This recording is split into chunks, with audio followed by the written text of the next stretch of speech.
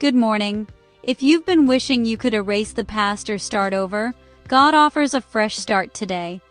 Isaiah 1:18 says, "Though your sins are like scarlet, they shall be as white as snow." God's forgiveness is powerful. It doesn't just cover you, it cleanses you, it restores you, it gives you a new beginning. You are not defined by what you did. You are defined by what God has done for you through Jesus. So today, receive His grace. Walk forward in freedom. Let your heart breathe again.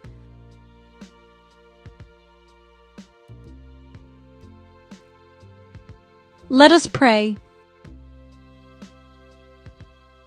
Father, thank you for forgiveness and a fresh start. Cleanse my heart and renew my mind. Help me release the past and walk forward in your grace and freedom.